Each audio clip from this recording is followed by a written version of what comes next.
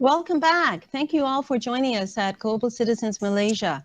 Before we start the next session, we'd like to thank our sponsors and our partners, BPP Hartabina, Symphony Life, Land, silver sponsor Epson College, Garden International School, strategic partner is Hartamas Real Estate, partner organizations, the Malaysian Chamber of Commerce, Hong Kong and Macau, as well as top schools. We thank you so much for their tremendous support. Please feel free to submit questions to our speakers via the Q&A in our chat box on the right side of your screen. You can submit your questions at any time during the discussion, and we'll do our best to get them answered in the amount of time we have. We're delighted to have our SEMP's editorial director, Winnie Chung, with us today. Joining her on the panel, our esteemed lineup speakers include Alan Koh, the CEO of Alpine Return, Nick Siew, the director of Hartamas Real Estate, and Cassandra Chong, the head of sales and marketing of PPB Hartabina. Let me pass things over to Winnie to start the conversation. Thanks for joining us. It's been a tough year for everyone, and property prices have been kind of volatile everywhere. But for Malaysia, I think the projections are that there will be a strong rebound next year. Nick, Hartamas Real Estate offers kind of consultancy services for buyers and all that.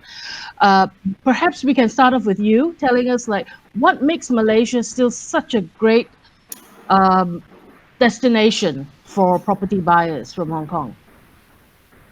Yes, thanks, Winnie. Through my 2 years of observation, I would like to summarize into these 3 points. First is the adaptability. I think Malaysia offer a good retirement and also investment to the Hong Kongers, because the moment when they arrive in Malaysia, they feel like home. They do not have any language barrier, and in terms of the food, they can easily adapt into it. Secondly is the affordability, because we all know Hong Kong is the most expensive city to live in the world, and the living standard is almost 3 times higher than Malaysia. And if you imagine you have a savings of $1 million, right, at the age of 50, right, you can only spend just the numbers of years in Hong Kong, whereas compared to Malaysia, you can double and triple the time frame, right? Mm-hmm. And the third thing is the quality of life. I think Hong Kong people, they are living in a very stressful environment because of the expensive, property prices. Hence, I think they should consider Malaysia for a second home or also retirement, because the property prices is like 4 to 5 times cheaper in terms of the CBD area comparing to the CBD area in Hong Kong. So in short, I think Malaysia still stand out to a lot of CBDs around Asia. Mm-hmm. Right. Obviously, Kuala Lumpur is one of the more known places for people looking to invest in Malaysia. But we see Johor Bahru as a new destination that's coming up. Could you elaborate a little bit more on what the differences are between the two and how they compare for your buyers? Yes, when most of our buyers, when they look into Johor, I think there are a few things. One is mainly for their kids, children education, because in Johor we have this education city.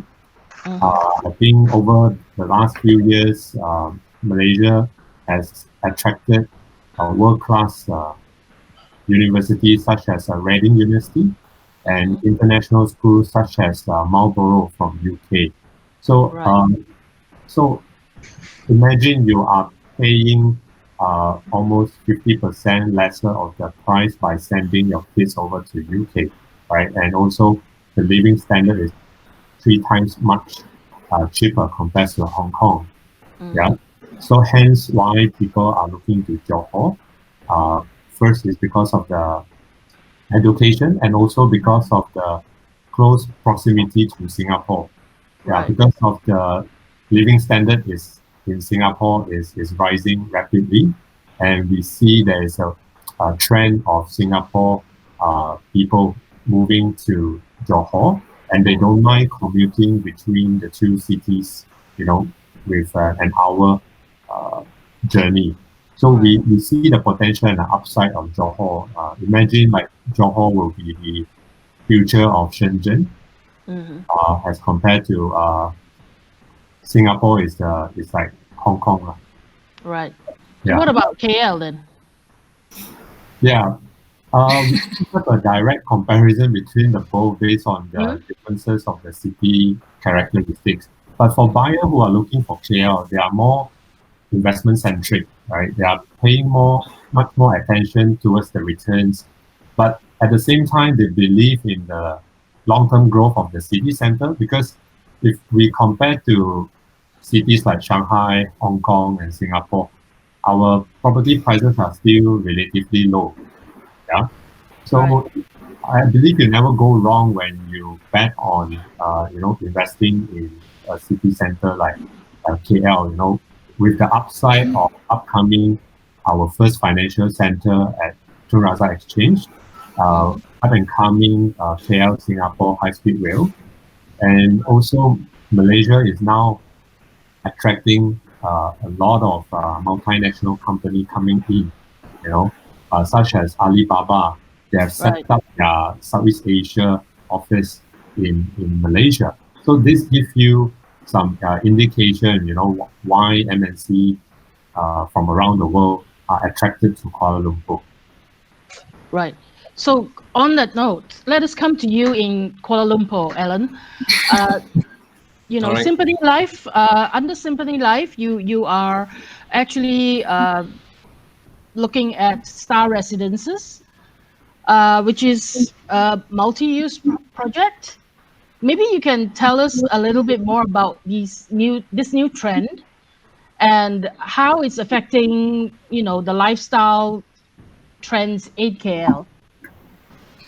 Well, first of all, traditionally, the last 15, 20 years ago, people has been buying affordable homes landed. I'm referring to landed housing on the suburbs. But I think the trend has been gravitating towards moving towards KL because of better lifestyles, and also because of the affluency of people that can afford a higher price property than compared traditionally 10, 20 years ago. So there's been a growing trend of integrated residential project. Of course, there are integrated commercial and residential as well. But let's touch on the so-called the integrated residential first. Right. So like a project like Star Residences, it has got a very holistic concept in terms of it has a retail that caters to the residential development as well. Right. Now, if you compare that to a township traditionally, basically the services are built in the township, within the township, and you still need to travel. But in terms of integrated residential, everything is within your doorstep. So it's just a short distance walk downstairs, for example. Like Star Residences, we do have a mix of not just food but entertainment as well. And we also introduced the concept of Star Walk of Fame, very similar to the Hong Kong so-called the Star Walk of Fame in Tsim Sha Tsui. And therefore it attracts a lot of people, not just locally but from foreigners as well, to buy such a lifestyle because of the services that we introduced for this unique project. Are you seeing like a younger demographic going for this kind of lifestyle? I think the target markets basically there are a few target market. One of which is the young, like what you mentioned, the urbanites. because of the prosperity, the wealth, the more affluent parents, helping them to pay for the down payment. So therefore, they wanted the lifestyle of the nightlife, the very international cuisine, and also the schools, the international schools that are also within KL itself, the convenience to all the shopping malls. So therefore, a lot of them are actually moving towards that direction into the city center. Right. The second group of people would be those executives who work in the city and stay in the suburb, but they want to transit home. So these are the other group of people that buy so-called a transit home at times that they can use that as their second home. And the third group of the buyers are likely to be those retirees. The kids has grown up and already on their own, independent. Therefore, this is instead of being lonely at home, just two of them, they buy a second home or a third home in the city so that they can interact and socialize. And all the conveniences of the city life, of shopping malls and the food. And That's without having to drive through lots of traffic, right? yeah, exactly, yeah. Yeah. Okay. So let me get to you, Cassandra. I mean, PPB Hartabina, you are introducing Southern Marina Residences, right? I think it's a slightly different kind of mixed-use property than Star. So maybe you can tell us a little bit more about, what Southern Marina Residences offers, and yeah. I think first thing first, I'll bring up to Johor itself. I think one thing very differentiate between KL and Johor is the sea itself. The sea, the breeze, and also the laid-back lifestyle. I think this is one of the major differential and one of the key consideration when people chose Johor as their final destination. And best thing is the proximity, like Nick has pointed out just now. Proximity to Singapore itself. Singapore is just at our backdrop. It's just a stone throw away. When it comes to factors to consider this integrated development to our Southern Marina, this development itself is actually residential development beautifully completed and surrounded by 3 marinas itself. And your club is just at our doorstep. And we also place a lot of emphasis on security and safety itself. It is one of the rare development in Johor that does not allow Airbnb, because a lot of our buyers want to buy into something that is safe. They don't want to wake up the next morning seeing some strangers living next to their in their swimming pool, for example. So. Also very important to point out, inside this integrated development, we have retail component, office, and also hotel as well. So everything is actually at your doorstep. While the rest are still developing, I think with the branded developers for this development, it garner a lot of confidence from our buyers. The developers for this project is actually by PBB Group. PBB Group is actually the top 20 listed companies in Malaysia. Secondly, is actually KB Crocs Brothers. Crocs Brothers are the major shareholder of Shangri-La, and also Cassandra. Cassandra is Malaysia's government state-owned government-linked investment arm.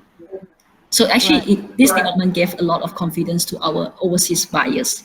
Right. I mean, just now we heard from Nick about the attractions of Johor. What kind of a demographic are you seeing from your potential buyers? I mean, is it similar to what Alan is seeing in KL, or is it a different group of buyers? I would say they are slightly different in a way. Most of our buyers, I can categorize them into 3 categories. The first actually is retirees. They are looking at a very affordable and quality living. Like Nick pointed out, living in Hong Kong could be very expensive, but yet when you come to Malaysia, we provide the best healthcare system in the world. The 2019 global international International Living Global Retirement Index 2019 shows that Malaysia is ranked #1 in the providing the best healthcare in the world. So actually, it gave a lot of confidence to a lot of people.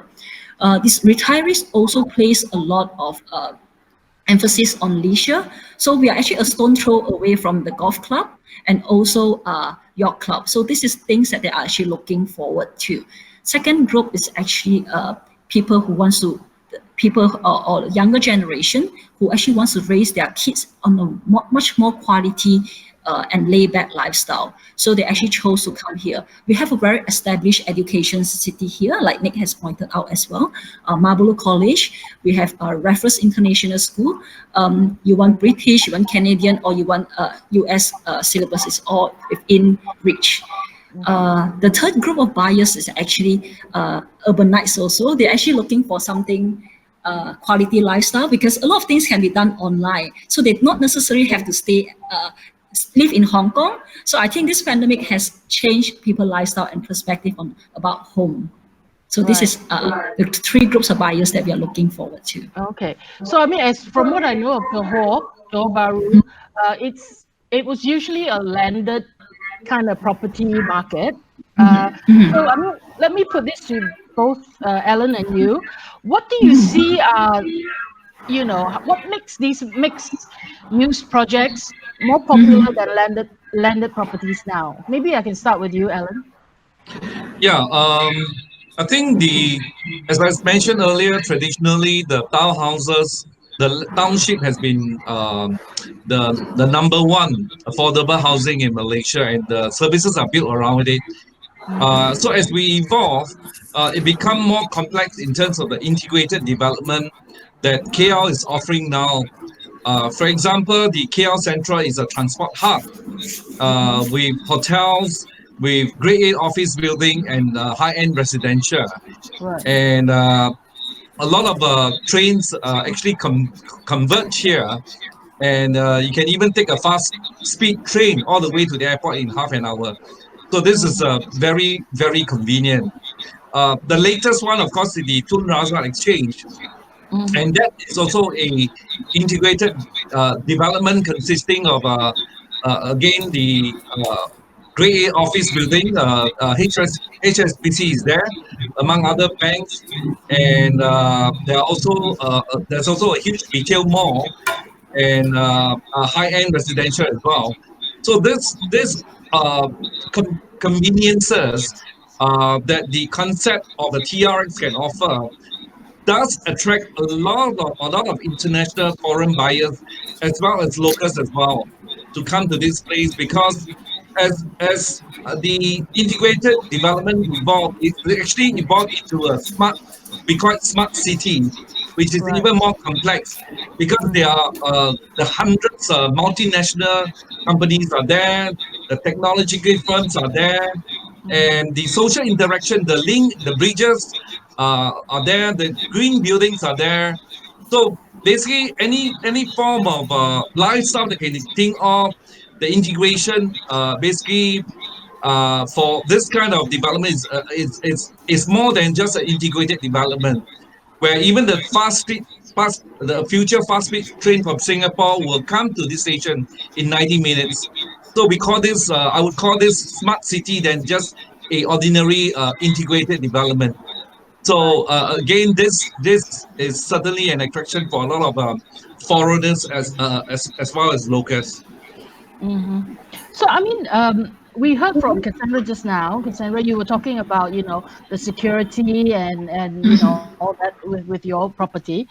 Are you seeing like a growing demand for this kind of lifestyle in Johor Bahru?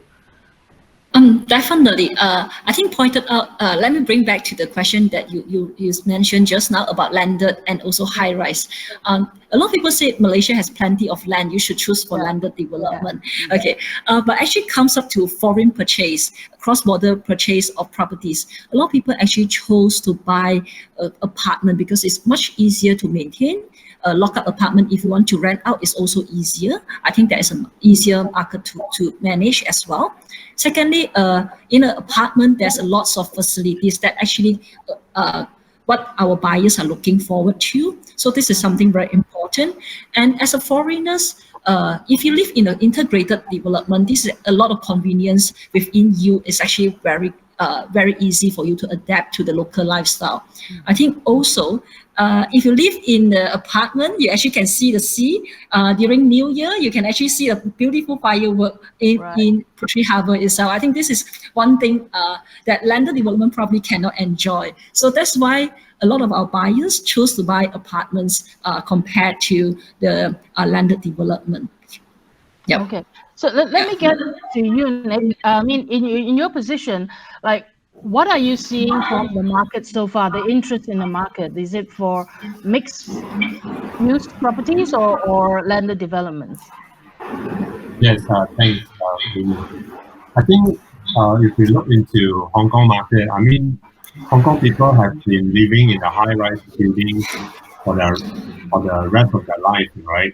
So when it comes to an opportunity to own a larger space in a country like Malaysia, they will still look for a mixed-use development because they have been used to integrated development in Hong Kong where most of their apartments building are built interconnected with shopping malls and MTR line, right? Yeah. So when they look for investment in Malaysia, they will look towards this kind of similar characteristics that's surrounded by the ready amenities.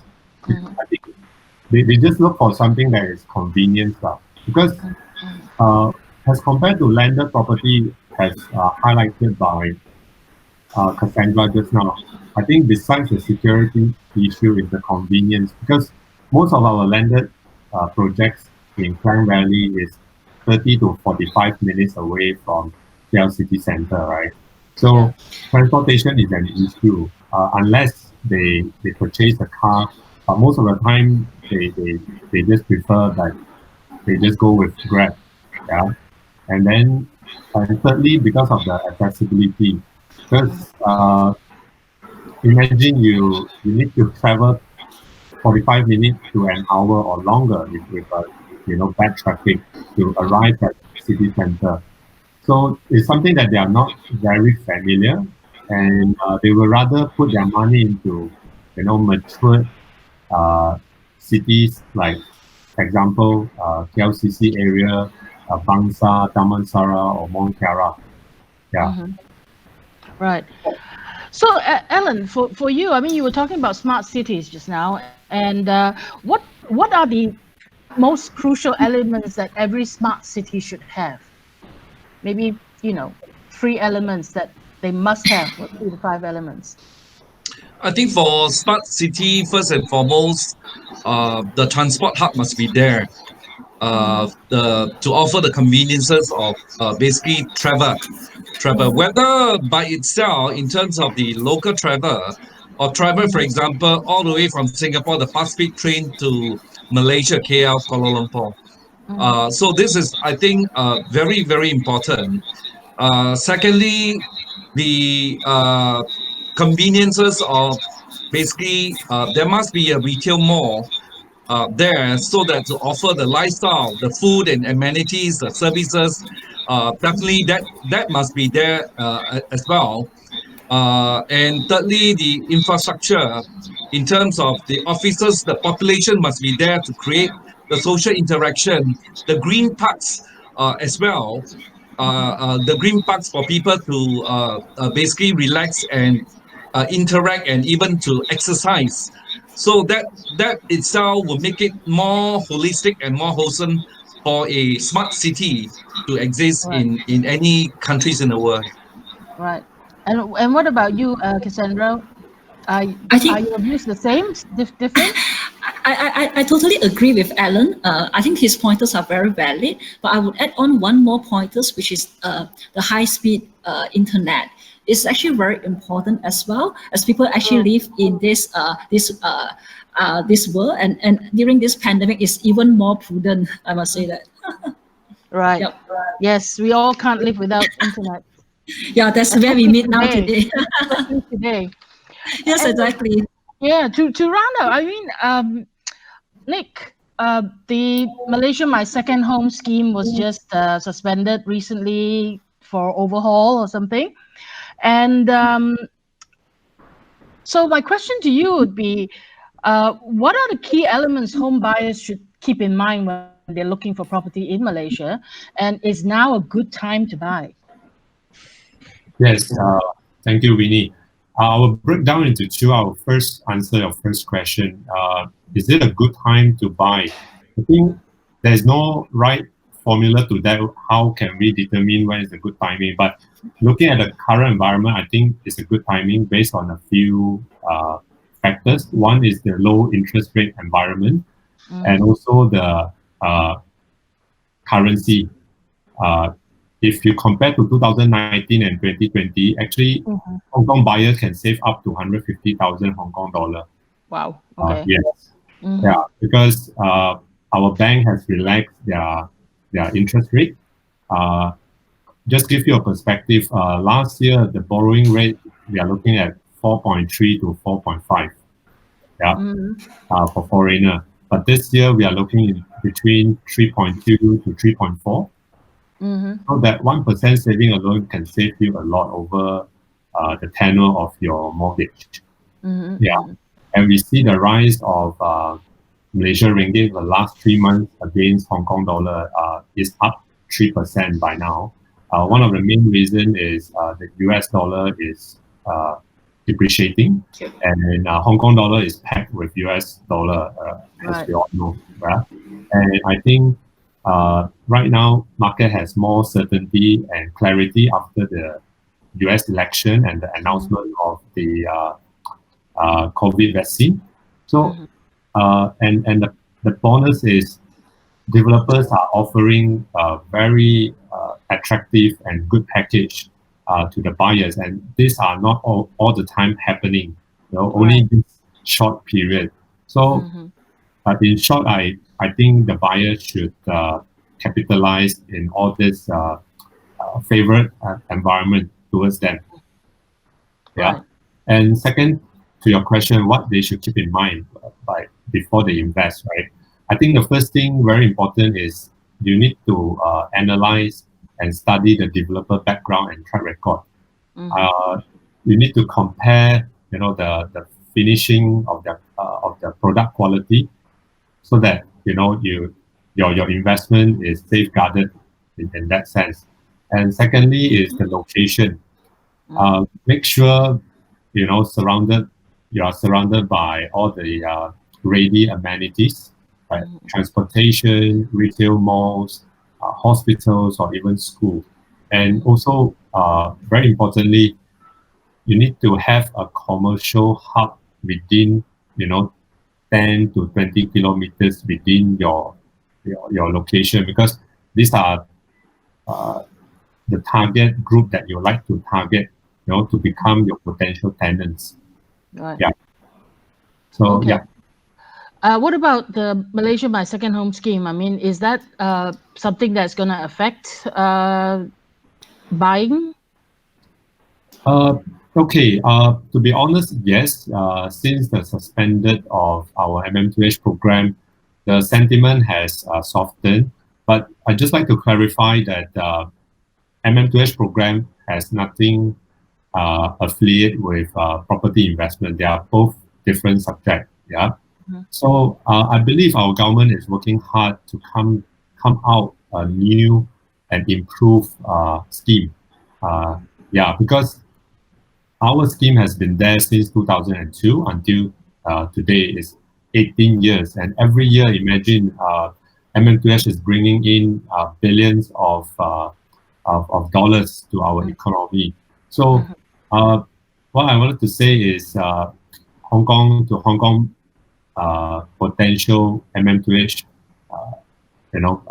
participants, please be patient. I believe our government will soon coming out this new scheme sometime this December or the first quarter of next year, hopefully. Right. So Alan, I mean, in KL, for instance, with Star, what kind of extra services are your buyers looking for? And I know for KL, a lot of people would be investing in it as as an investment, looking at ROI. So what kind of returns can they expect, I guess, from a property like yours? I think in the KL context, basically if you sell the service apartment as a standalone service apartment and you lease it out on a yearly basis, the returns will be likely to be slightly lower, probably in the 4% category. But if you were to incorporate some form of services like a Airbnb kind of services, like what we are doing for the Star Residences, we have created a brand called Star Suite to offer this post-sale service. And we believe with the package that we are offering, and basically the package is a 5-star ID package, and we believe that the return, the ROI achievable will be in the region of the 6 to 8%. For example, we are looking at the 450 ringgit per room night, which is relatively cheap compared to the regional hotel room rates. So I believe that's achievable, and I believe that with this kind of services, this Airbnb and post-sales hotel management service, it can help to boost and enhance the value, not just the rental value but the capital value of the property. Right. So in Johor, I guess the situation is a little bit different because it's still a new location. So with Cassandra, I mean, like what are your sort of buyers? Are they looking for extra services in the sense that they want it to be managed while they are not there, and what kind of returns can they expect? I agree with you when it comes to cross-border purchase. These foreigners actually hope that we can manage for them. Yes, we do work with some partners that actually can help them to manage their properties for them. That is actually very important. You just want somebody, probably there's a viewing, you want people to open the door for you. You're not sure whether your property is in a good condition. You need someone here, the locals, to help you to take care. So we have partners to work with. And when it comes to returns in investment, I must say that this place is not, the returns are not immediate, as the place are still developing, as you know. Southern Marina is a master plan itself, where the three other components are still in progress. So when the entire development is completed, I'm very sure this place will be the hotspot in the entire Puteri Harbour. Yeah, then it'll be more expensive then, right? Yeah, definitely. That's why Nick said, probably this is the best time to come in. Yeah. So Nick, what would be your advice to our listeners or our audience about buying now? Yes, I think first of all, Malaysia is under the RMCO condition, so you can't travel over. But don't worry, because the developers has took up a lot of initiative, like offering virtual tour, or even walking you through by doing a FaceTime, walking through the units and also the projects to actually give some sort of comfort and confidence level to the buyer. Yeah. So I think because we see Malaysia are slowly recovering when it comes to the economy activity. So I think they should capitalize the opportunity right now. Yeah. Right. Okay. I see our host appearing. So I guess there are questions for the panel. Before I go, I'd like to thank the panel for your input. It's been very interesting chat. And then now I'll hand you over to Eva. Okay, thanks, Winnie. We do have a few questions from our audience. Let me start with Priscilla Ong. She says, hi, I'm Singaporean with spouse visa. My husband's Malaysian.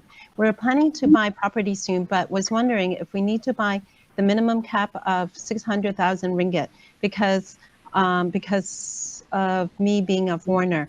Will we be able to purchase property below 600,000 ringgit? I guess this question is to Nick then. Okay. Under current policy, foreigners required to buy above 1 million ringgit. Yeah. But of course, with some zone, like example, Iskandar in Johor, and also example Butterworth in Penang, you can buy, below 500,000 ringgit. So I understood that there are some announcements in the past that now foreigners are eligible to buy below 600,000 ringgit. But I'd like to clarify that because that is just an announcement. Nothing has been done and being executed, and it's not in the new policy. So you still need to buy above ringgit 1 million, to enjoy the benefits. Okay, great. Well, we have another question from the audience. Is Airbnb legal in Malaysia? There are post-sales service companies that will help to run it for homeowners. There are plenty of restrictions in Hong Kong and Singapore, and quite a great area in Thailand. So we're interested to hear more about, is Airbnb legal in Malaysia? Maybe Alan? Alan? Yeah, I think. Yeah, sure. Currently, there's no legalized Airbnb guidelines, but the government is basically working hard to legalize that. But the direction is basically they will encourage Airbnb and not restrict it. So that's the good news. And they are looking at a timeline of actually end of this year to come up with some guidelines that should be in place. And because we basically Malaysia is we attract about 30 million tourists a year, and basically I think it is very important that the government still advocate Airbnb and boost the economy, and this is one form because that brings in also millions of dollars for the economy. So yes.